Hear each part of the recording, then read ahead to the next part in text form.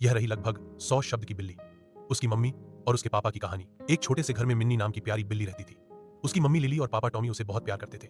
Mummy उसे साफ सुथरा रखती और स्वादिष्ट दूध पिलाती, जबकि पापा उसे खेलना और पेड़ पर चढ़ना सिखाते।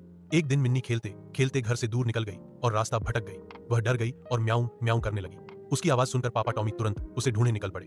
थोड़ी देर में मम्मी और पापा ने उसे ढूंढ लिया। मिन्नी ने सीखा कि मम्मी पापा का प्यार सबसे सुरक्षित ठिकाना है। ठीक है एटी, यहाँ पर मैं तुम्हें एक छोटी सी कहानी हिंदी में लिख देता हूँ, जिसमें किसान राजवैल और उसका कबूतर भाई रिश्तेदार दोस्त आता है। कहानी। राजवैल किसान। राजवैल एक साधारण किसान था। उसका जीवन खेतों और फसलों के बीच ही बीतता था। सुबह होते ही वह हल लेकर खेत में उतर जाता और शाम ढलने तक मेहनत करता। एक दिन वह खेत में हल चला रहा था कि तभी उसका कबूतर सगा भाई वहां आ पहुंचा। कबूतर शहर से आया था और उसने चमकदार कपड़े पहन रखे थे। खेत में धूल मिट्टी और पसीने से भीगे राजवैल को देखकर उसने कहा, भाई तुम अब भी यही काम करते हो?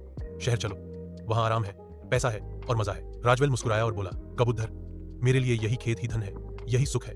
जो अन्न मैं उगाता हूँ वही लोगों का पेट भरता है। शहर की चकाचौंध भले ही अच्छी लगे, लेकिन असली शांति तो इसी मिट्टी में है। कबूतर कुछ देर चुप रहा। उसने देखा कि राजवैल के चेहरे पर थकान के साथ साथ एक सच्ची तृप्ति और गर्व था। उसे समझ आ गया कि मेहनत और ईमानदारी से जीने में ही असली सुख है। उस दिन के बाद